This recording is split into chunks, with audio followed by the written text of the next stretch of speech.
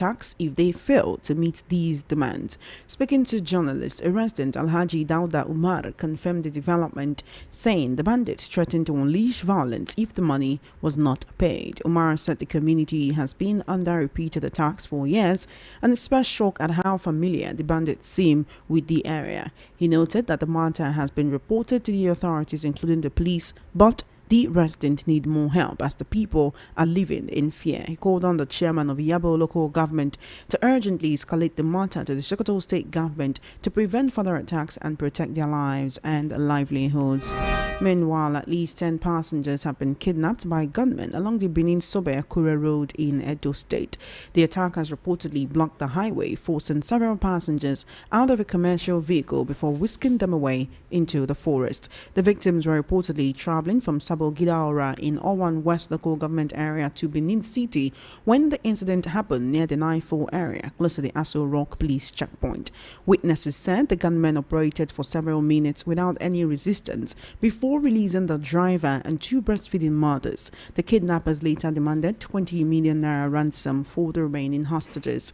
According to reports shared by Civic Tech Accountability Group, Monit NG, the abduction took place on Saturday, October 25. The group in the post-titled Kidnapping Alert in Edo State raised alarm over what it called a growing wave of insecurity across Edo highways.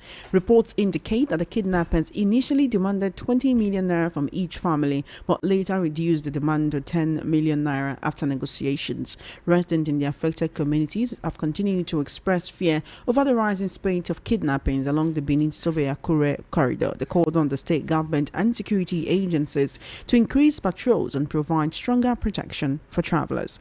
This latest attack comes just days after a woman identified as Aisha Wahab, who was kidnapped 2 weeks ago at Igbira camp in Auchi, regained her freedom. She was reportedly released in Okwela after trekking long distances with her abductors. Still in Edo State, the chairman of the All Progressives Congress, Jared Tinubu, has said that any commissioner sent out of the State Executive Council meeting for not wearing the Ashiwaju cap would be suspended from the party.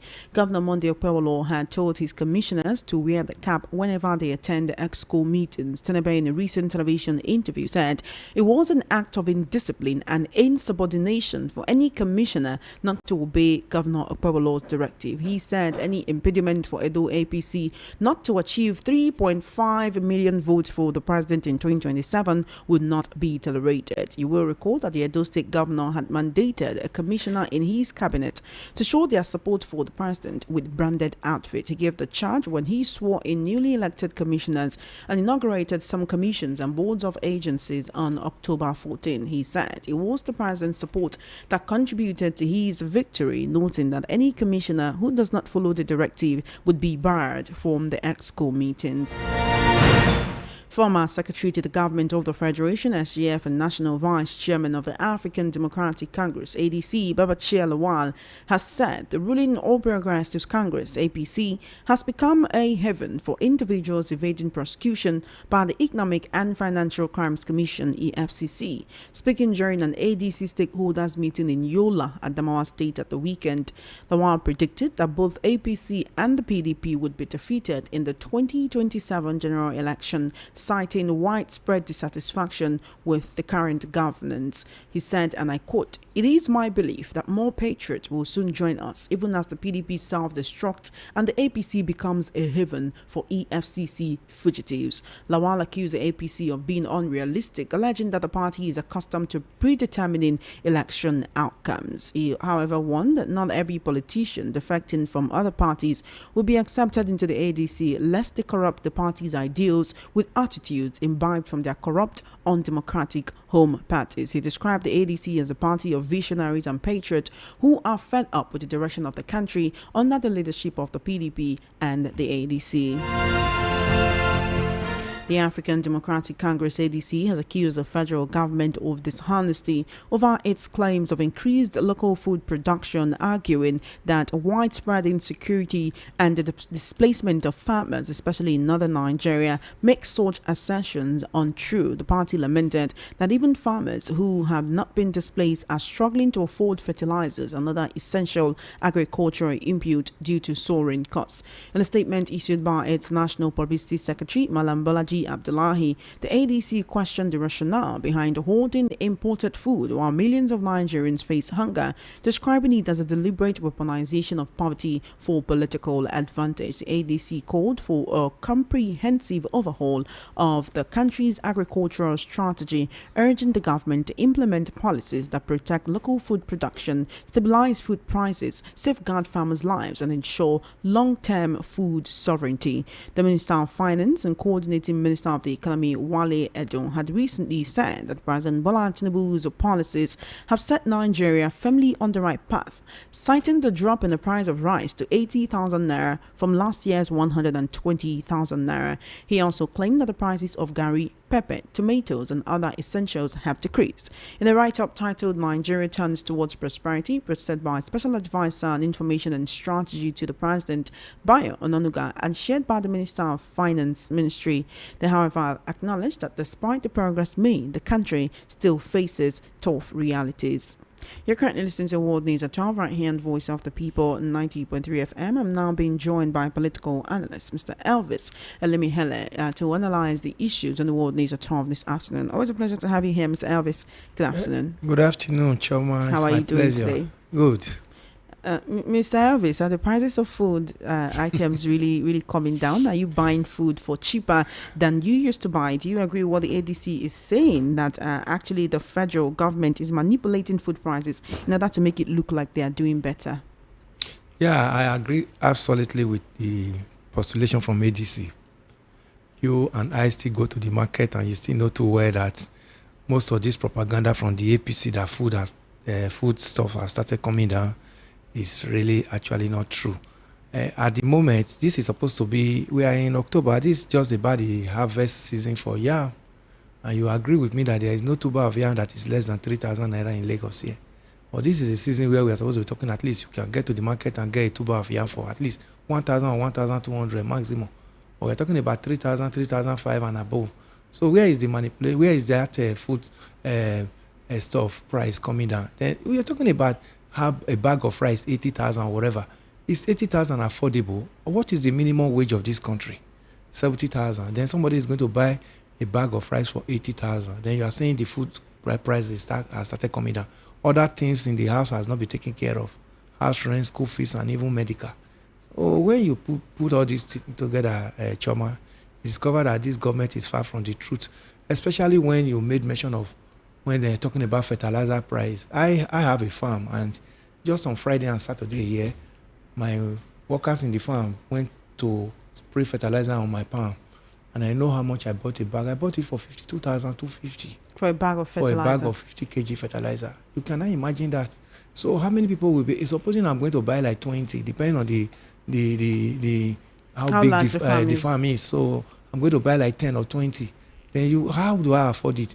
If the government want to be sincere to themselves, these things of this nature, fertilizer, crops, and farm implement ought to be subsidized. A situation where the government is only relying on the sweat of local farmers who don't have subsidy, they don't have grants, and they don't have loan to even put up their farm.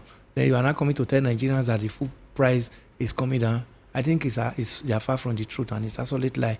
Again, you look at the way the government has even structured it. These ones that they're even saying is coming down. You know the border is opened. Why don't you empower Nigerian farmers so that Nigerian farmers can even do the farming and be gainfully employed and feed Nigerians? Now you open the border. You are spending the foreign exchange that we are talking about. Then stressing it. And at the end of the day, you see Naira is made worthless because you are using foreign exchange, hard-earned foreign exchange to import in food we can adequately produce in Nigeria to feed ourselves. Then that's where the government is not getting it right. I expected the government to at least be closer to the farmer at that grassroots level. I'm a farmer. I belong to some of the farmers association in my state. I have not seen cooperative. I have not heard where they've called us that the government is bringing in fertilizer for us as subsidized rate or even loan or grant. So I don't think this is just harvest season and food is as costly as this, and we are getting closer to the U-type period. You know what it means in Nigeria. So nobody should celebrate that food prices is coming down. I think it's a far cry. on what APC is telling Nigerians. Nobody should celebrate, but if we're actually buying things cheaper at the market right now, at least I know I cook and I go to the market quite a bit. Earlier this year, pepper was extremely expensive. Not only was it very expensive, pepper no the pepper safe. The pepper was not spicy. But right now, when you go to the market, you buy 500 naira pepper. You can use it to cook at least 2 pots of soup, depending on the spice level. So is it for Nigerians to understand that what we are seeing now is temporary and that it can get worse in the coming months? Absolute temporary one, Choma. You are even talking of pepper. Is it pepper the only ingredient that make up a pot of soup? Is it only pepper? Have you thought of other things? Have you thought of oil? Which is also very vital. And this one can be produced locally. Where has the government come in? So don't even just mention one ingredient and now begin to just oppose it to others. When we know too well that before the end of this month or next month, as we are getting closer to the Christmas and New Year, this pepper you made mention of here, we are still going to say it in the studio here. We are still going to analyze it that the price of pepper has changed though. I pray it will be affordable for Nigerians to actually have a good celebration during the Yuletide. So you should not just use one ingredient. Have you thought of onions, which is also supposed to be produced locally? Then when you even get all the ingredients and make up your soup or stew, have you thought of the food stuff, the rice and the gari and all that you are going to use?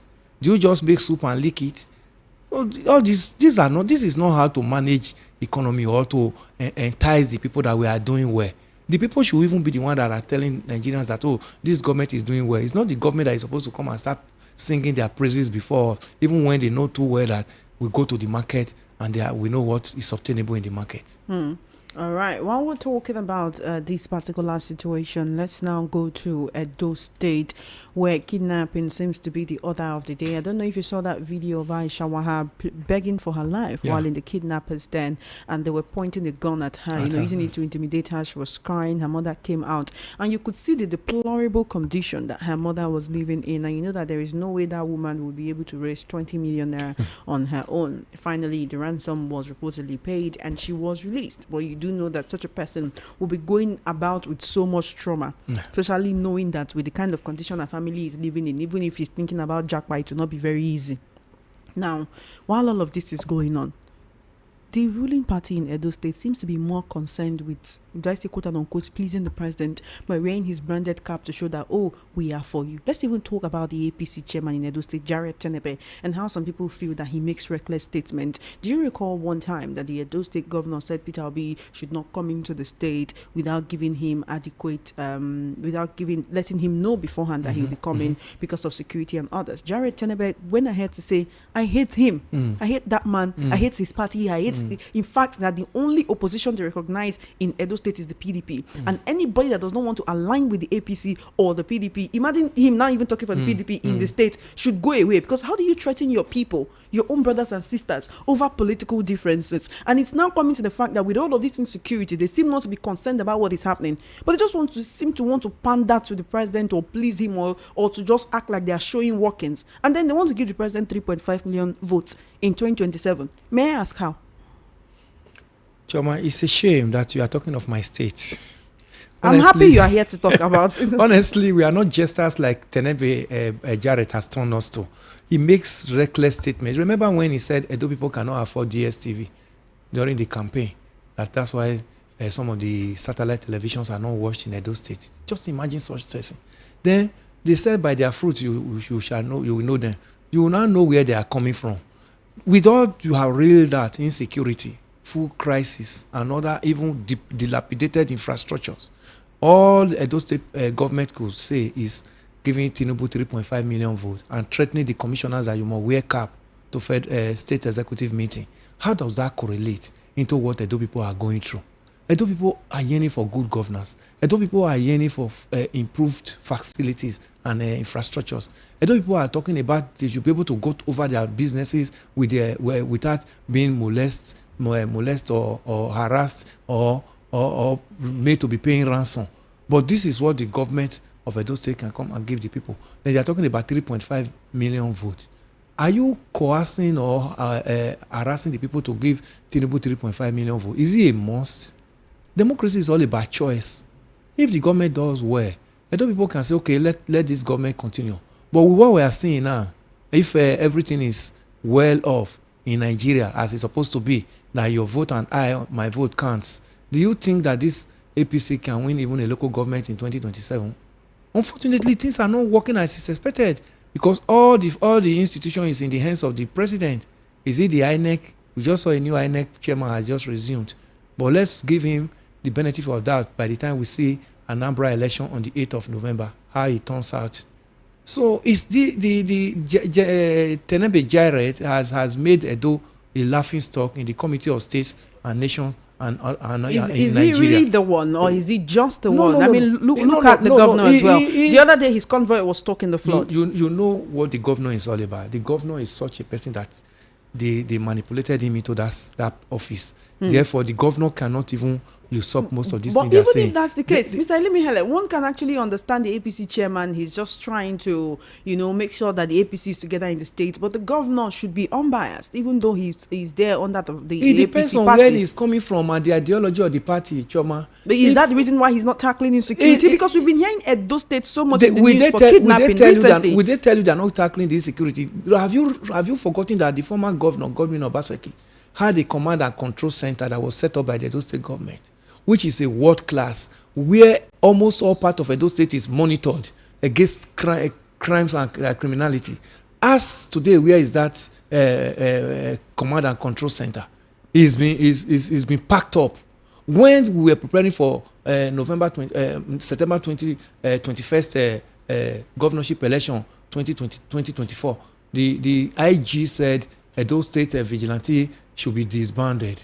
Since that time till now, Choma, everything about Edo State security has turned upside down. So it was because the current governor came in and quote-unquote destroyed the security architecture. That's the reason why we have a lot more people with arms in the bush kidnapping people. Yes, because those structures that were working with the former government has been disbanded. Do you change a winning team? At least one would have, even if you are talking about opposition, those ones that are beneficial to the people should be strengthened by the incoming government, even if it's not from your party. Because we are talking about governance, you are talking about people. You talk about people's welfare, you talk about people's, means of livelihood and people's freedom. Now, you came in, those things that people could do on their own, without stress, especially going to farm, you see, you just made mention of kidnapping that took place. Now talking of 20 million to 10 million. 20 million per person. Then you talk of the girl you just made mention of, Aisha, who's just a student. Then you look at the family background. How many people in Edo State can afford 1 million to be talking of paying to kidnappers when the government is supposed to protect them? The kidnappers do not care. So what do we do to protect the Edo State highways? Because it's not just the people living in Edo, it's the people passing through Edo from one state to another. Edo has, every week you hear of kidnapping in Edo is State. A transit state, Choma. That's to tell you how will they care. They will not care because they have bulletproof cars that are moving them from one location to another. Therefore, the people can go to her even if they cannot go over their normal businesses. If things work as expected, that's where people would have been able to say, no, you did not do our bidding, so we will not vote you. But unfortunately, the man that is talking about 3.5 million votes knows too well that the system that brought them in 2024, is still very much available. And that system can be dusted again and be used in 2027 general election and 2028 Edo State governorship election. That's why they can come out and tell you this. This is why we are talking about there should be electoral reform. The institution should be strengthened so that this boasting from these riffraffs, these political hooligans who find themselves in political positions in this nation can be whittled out. Let Nigerians be able to elect their leaders with pride and be able to pronounce that, yes, if he doesn't do well in the next 4 years, we'll dust our PVC again and vote him out. That's what Nigerians should be clamoring for. Because people like Jared couldn't be coming to make this kind of flimsy statements if the political system was favorable to Nigerians. One would actually ask, does it mean they cannot work for the APC without putting on that cap, that insignia? Absolutely, does it mean that's they cannot the big work question. For the APC without wearing that branded cap? Yes. Does it mean they just want to know people who are proud to be a part of the party? Is that people who just want to feed off? Is that cap even a pride? That's cap of failure. Because you and I that are sitting here, Mr. Elvis, yes, the president's cap that everybody knows him with, that has the Infinity logo, is a sign of failure. It's a cap of failure. Yes, because you and I are not benefiting. We are not feeling the impact of the government that is boasting about the cap. It's not the cap Nigerians want to eat. It's not the cap that will pay our bills. Nigerians don't even want to know whether there is a president, whether the president wears cap or not, if things are well off. Nigerians want to feel the impact of the government that is governing them, not cap. How do I go and put a cap on my head when I'm hungry? I'm having headache because I cannot afford to feed my children. I'm on the street. Then you ask me to go and put on the cap. So that kind of shenanigan, and that can only rotate among them because they have the government money to fester on. You and I know too well that they are jokers with all this go and wear cap. Is that the biggest problem of Edo State? It's so shameful that as elitist as Edo people, that we are having a government that is talking about you must wear a presidential cap, president's cap, Tinubu's cap before you can sit in state executive meeting. How does that bring ideas of governance? How does that enrich the economy of Edo State? How does that make sure that Edo people can go over their normal businesses without being hindered by kidnappers and others? This is the biggest question. Do you think that Edo people are happy to hear this kind of gestures, this bringing us to the mud with all these statements, careless statements from them? We are not happy about it. But the issue is, because we are not happy, we have to think of how to put the government on its toe to give us electoral reform, so that those things that were hidden in 2023 general election that we now got interpreted to us in the court, when the election they say go to court, we cannot talk of amending them, especially electronically transmitted result. We were told the 2023 general election that INEC has an IREV where all the results will be transmitted into. If that has worked properly, do you think these gestures would have been in government, Chioma? So these are the things the people should be asking from the government. We want a government that will work with the people to enrich the lives of the people, not a government that will be separated from the people who only know how to do their bidding at the detriment of the people. It's just that these days when we hear about Edo State in the news, it's harrowing. One negative thing or the other. Yes. Expecting the governor, now that it's all eyes on Edo, or most eyes on Edo, the governor to actually sit up and be like, oh, irrespective of how he got into office or irrespective of whatever party he belongs to, at least work for the good of Edo people for the next 4 years. One would have thought that at least he would try as much as possible to bring integrity into his government. We knew how he came in. One would have said, though he did not win election, but most of it, he didn't have the popularity of the people, but he's doing well. But we are still hearing more talking about things that are very, very laughable things. You must wear Tinubu's cap to state executive meeting. When has it become? So we don't even have opposition in Edo State. Everybody should not be me. Probably when I'm going home, I will go and buy Tinubu's cap for me to cross Benin. It's a shame. All right, let's quickly talk about the former secretary to the government of the Federation, that is Babachir Lawal, actually coming out to say that the APC is shielding or harboring, or do we say covering up those who are EFCC fugitives. He says the APC is now a haven for EFCC fugitives. In his words, he says, it is my belief that more patriots will soon join us, that is the ADC. Even as the PDP self-destruct and the APC becomes a haven for EFCC fugitives. He also goes ahead to say that it is not every politician that is defecting from other parties that will be accepted into the ADC, lest they corrupt our ideals with attitudes imbibed from their corrupt, undemocratic home parties.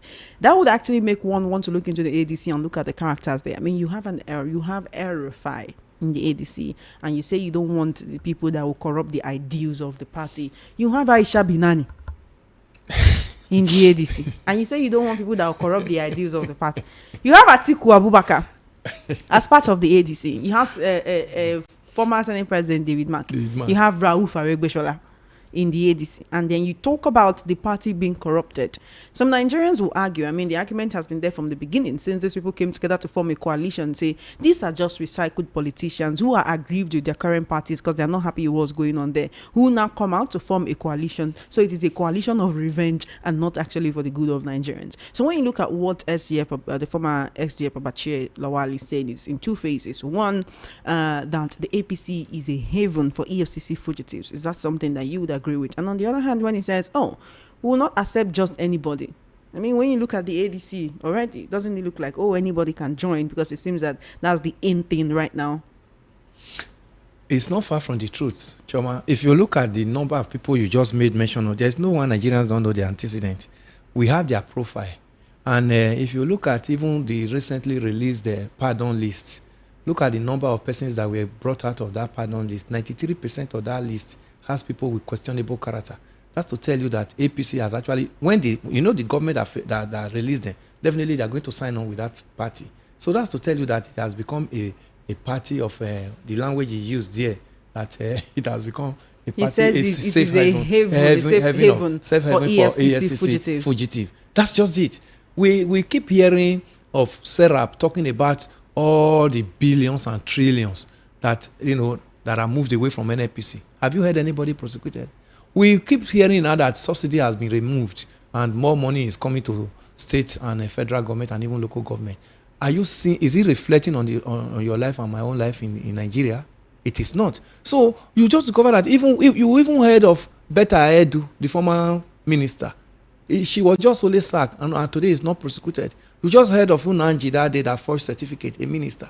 All these are not just supposed to be sacked. They are supposed to also be brought to book, so that they can serve as deterrent to others. When you look at all this shading, you will know that Babachir is not far from that word he used, safe haven for APC, for EFCC fugitive. Because within this period, these people were in the office. You and I, our taxpayers' money, we are used to service that office and used to service his lifestyle. But when we now discover that, this person does not merit what he told Nigerians, that person is a betrayer and a fraudster. He ought to be brought to book and be tried appropriately. Unfortunately, we see them being patted at the back and say, go with your sin. So nobody talks about it. So is that a party? Is that a party that anybody should defend? But coming to Babachir was saying ADC will not accept just anybody.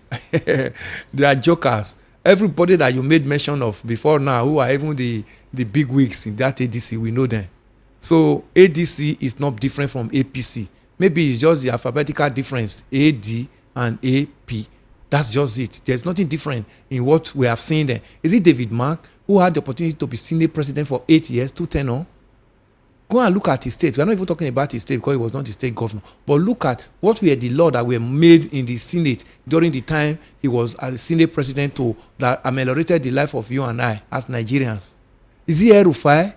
Who knows, who is part of those today? We still tell that the banditry that is in Nigeria, spreading from the northwest to all part of Nigeria now, El-Rufai is one of the culprits. He knows how himself and his political godfather Buhari brought banditry into Nigeria. He has not explained to Nigeria. We saw what happened in Kaduna throughout his 8 years of administration in Kaduna. The killing, the death, and the destruction. Is that the person anybody should be saying, I want to run after? Who is that name that is mentioned in that political party now that Atiku Abubakar was here 8 years as second in command in this nation? What did he change? So when they now gang themselves together and say they are forming ADC because they are not getting what they are supposed to get in other political party, they now want to come and, whitewash ADC for Nigerians. Nigerians know better. We can unearth their profile and tell them it is not just the way they think ADC is. But the unfortunate part of it, Choma, is that where is that opposition political party now that Nigerian can stand and say, APC has disappointed us, ADC is not working, so let's align with it. It's not there. The ruling party has planting moles in other political party to make sure it never work. Even you look at SDP that everybody was like, they have a stable, they have a stable governance, as in the political hierarchy. Look at now, the chairman is suspended. We don't even know what is going on there. So you look at Labour Party, completely destroyed. That's the party Nigerians went in 2023 and said, no, we need a change. So if you see what is going on, you see that we have not started.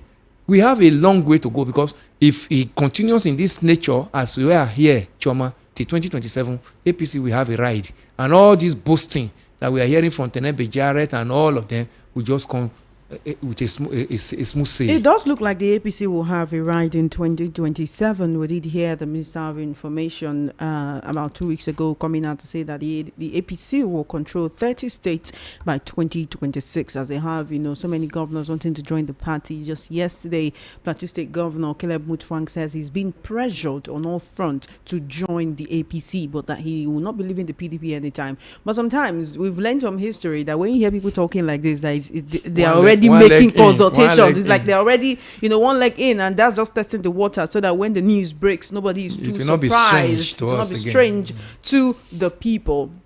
You also have a lot of Nigerians who, no matter what it is, no matter what you say, they're supporting this administration, even if they buy food for, high prices, despite the insecurity and everything. When people say, oh, the APC will not win in 2027, maybe they may not win if the opposition is up to the task of resisting them. But saying that people will not vote for the APC in 2027 seems like a fallacy, because there is no way people will go to the polling unit and not thumbprint in front of the APC logo, because they have their loyalists. I keep talking about the July 12 local government elections, where the APC won all except one seat in Lagos. In Rivers State, the council elections that the Rivers administrator conducted just before he left the seat, how many weeks before he left the seat, the APC won largely. So when they're consolidating their grassroots structures because they are the government in power, what exactly is the opposition doing to counter this? And we keep talking about how this opposition is not oppositioning the way APC oppositioned when they were in the opposition. Because you would see them, they would talk, then they would also take action. They would hit the street, they would ground economic activities. But you have the likes of Atiku-Abubakar, the Peter Obis, the Babachir, Lawal, AGF, Malami, people who used to work for the APC now, and they just sit in the comfort of their homes and speak. So which of these opposition figures or parties looks like they are really ready to give the APC a run for their money? At the moment, none of them is serious. So we should just take it that City Boy is coming again. No, you see, I mean, if care is not taken, you see what is even happening in PDP now. That even the convention that is supposed to come up now by next month, 15th and 16th, is already being questioned. How can a political party that is talking about moral, that should be talking about moral, talking about how ideology, talking about how Nigerians can accept them back again, cannot even elect his leaders? Yesterday, look at the drama that played out yesterday. Somebody wants to go and buy phone. Another person has already submitted phone that he has bought, and the person, Sule Lamido, is being told there's no space for you to buy phone any longer. And we take the party to court. We have a consensus candidate. Where was it discussed? This consensus candidate, that Turaki will be their consensus candidate. Where was it discussed? Things of that nature. And what did the constitution of the political party says about this? All these ones were what led to their downfall in 2015. Yet they've not learned their lessons. They are even wallowing more in it. The umbrella is getting torn every day. So this is to tell you that they've not learned their lessons. And that brings us to the fact that there is no opposition that can confront this APC. Why would they not boast? Because they know too well that the political party, the way they did it, they were given the free hand to act as an opposition in 2014, 2015 during Goodluck Jonathan's time. Can you do that now? As we are talking here, we are being censored.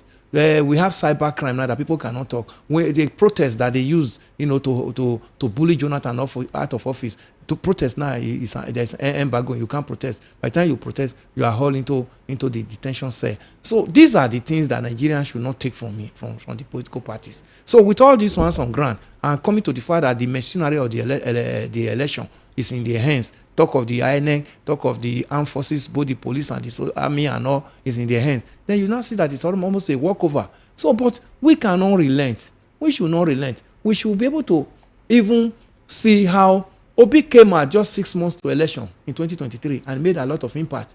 If only one political party can be serious, not in this one that I'm seeing in ADC. I'm not seeing ADC being serious, because ADC, the people that are at the head of ADC, by the time they'll be talking of primaries to bring out a presidential candidate in ADC will scatter. Some of these people you made mention of, they'll go back to PDP at that dying minute, APC at that dying minute, because they know too well that if the Godfather sits on that position that, oh, I'm the credible person to be voted as president of this nation again, hijacking it the way he has been getting it from PDP, I'm talking of Atiku Abubakar, if he gets it again, ADC is going to scatter.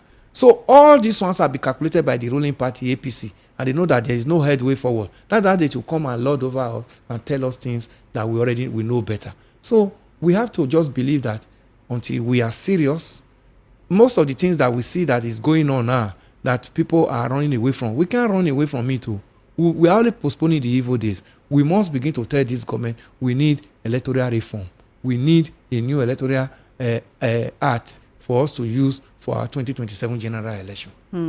Mr. Visalimihele, I must thank you for joining me on the World News at 12 this afternoon. This is all we can take for today. Enjoy the rest of your day. Esther, Choma, it's my pleasure. Have a nice day. Thank you so much. Thank you so much. Have an amazing day as well. You have been listening to the World News at 12 right here on Voice of the People, 90.3 FM. Just before we wrap up, let's take a look at the top stories again.